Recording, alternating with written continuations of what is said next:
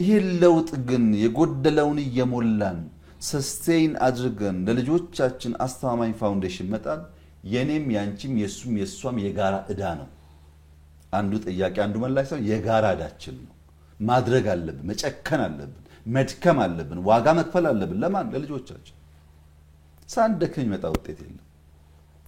ይሄን የመሰለ እድገት እያመጣን ኢኳሊ የኢትዮጵያ ኢንፍሌሽን ከ30 ምናምን ገደማ 13.5 ወርዷል። በዚህ ዓመት ከግማሽ በታች አወርደነዋል። ኢንፍሌሽን ከ34 13.5 ወርዶ ኤክስፖርት ገቢ ድህነት ቅነሳ የእዳ ውዝፍ ከጂዲፒያችን አንፃር ዲክላይን ማድረጉ ኢትዮጵያ በብዙ መንገድ ከነበረባት በሽታ ብቻ ሳይሆን ከኢንፍሌሽኑ በማገገም ላይ እንደሆነች ያሳያል።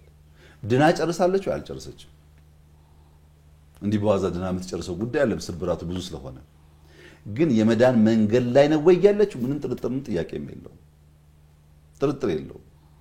የገነባናቸው የሰራናቸው ያሳካናቸው የጨረስናቸው የልጆቻችን እዳ የቀነስንበት ልክ ኢትዮጵያ በማገገም በመዳን ላይ እንዳለች ማንም ሰው አስረጅ ሳይኖር ሊገነዘብ የሚችለው እውነት ነው፣ ሐቅ ነው። እውነትን ደግሞ በዚያ ልክ መቀበል ለማንም ሰው ተገቢ ይመስለኛል። ይሄ ሁለተኛው ነው። ሶስተኛው ምዕራፍ ምንድነው ያልሽ እንደሆነ ባህል መገንባት ነው። ኤክስፖርት 8 ቢሊዮን ብለን የዘንድሮ ምንፎክርበት ሳይሆን በሚቀጥለው መድገም አለብን። ቡና የሚቀጥለው መድገም አለብን። ሌሎች ኮሚኒቲ መጨመር አለብን። ኢንዱስትሪ መጨመር አለብን። ማደግ አለበት። ባህል መሆን አለበት።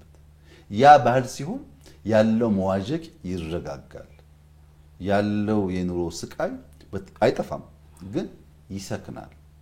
ኢንፍሌሽን ሙቪንግ ታርጌት ነው፣ ቋሚ ታርጌት አይደለም። ቋሚ ታርጌት አንድ ያለመሽ ተኩሰሽ ምትመጪው ነው። ኢንፍሌሽን ባህሪው እንደዛ አይደለም፣ ይቀያየራል። የዋጋ ንረት ከልማት ጋር ልማት ባለበት ሀገር ውስጥ ተንቀሳቃሽ ፈተና ነው፣ ተንቀሳቃሽ መከራ ነው፣ ተንቀሳቃሽ ታርጌት ነው። እየተከተሉ ለማጥፋት ኢቮልቭ የሚያደርግ ስትራቴጂ ያስፈልጋል። ከአዲስ መልኩ ከአዲስ ባህሪው ጋር የሚያድግ ስትራቴጂ ይጠይቃል። ለሙቪንግ ታርጌት ቋሚ አላሚ አይሳካለትም። ለሙቪንግ ታርጌት ኢቮልቭ የሚያደርግ ስትራቴጂ የሚከተል አላሚ ግን ያገኘዋል። እኛ በሚንቀሳቀስ ታርጌት ውስጥ ያለን ፈተና አንድ ቦታ ቆመን ሳይሆን እያደግን ኢቮልቭ እያደረግን እንፈታዋለን ብለን እናስባለን። ይሄ ፈተና የመጣባቸው ይሄ ችግር የመጣባቸው ጉዳይ እያንዳንዱ ቤተሰብ ማስተዋል ያለበት ግን ምንም ጥርጥር የለውም የኑሮ ዘያችን በግራም በቀኝም ተነካክቷል። በብዙ ማስረጃ ማሳየት ይችላል። በዚያ ምክንያት የሚፈተኑ ሰዎች አሉ፣ የሚቸገሩ ሰዎች አሉ።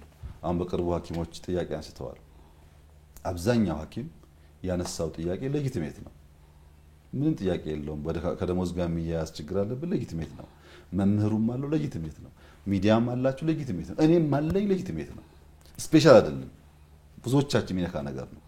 እንዴት እንፍታው ማስተዋል፣ መስከን፣ ማሰብ ይፈልጋል። ይሄን ደግሞ ለፖለቲካ ዓላማ ለመጠቀም የሚያስቡ ሰዎችም እንዳሉ ታይተዋል። ይሄንን ለማስተዋል ኢትዮጵያ አሁን የተሻገረች ይመስለኛል። ይሄን ለመገንዘብ ብዙ አስረጃ ያስፈልጋል። በጣም የሚያሳዝነው ነገር ፔሮል ላይ ፈርመው የማያውቁ ደሞዝ በልተው የማያውቁ የደሞዝን ምንጭና የደሞዝን ጠቀሜታ በወጉ የማይረዱ ሳይቀሩ ደሞዝ ጭማሪ እያሉ ሲጮሁ ይሰማል። መጀመሪያ ደሞዝ ለምን እንደሚፈለግ ማገልገልን መማር ያስፈልጋልና ሐኪሞች፣ አስተማሪዎች፣ ወታደሮች፣ ፖሊሶች፣ ሚኒስትሮች፣ ጠቅላይ ሚኒስትሩ ሁላችንም የደሞዝ ጥያቄ ያለብን በሰከነ መንገድ አቅማችንን እያገናዘብን ምላሽ እየሰጠን መሄድ ያስፈልጋል። ይህን ጉዳይ ግን ከስክነት ከውይይት ከምክክር ከየት እንደምናመጣው ከማሰብ ውጪ መልስ አይገኝለትም።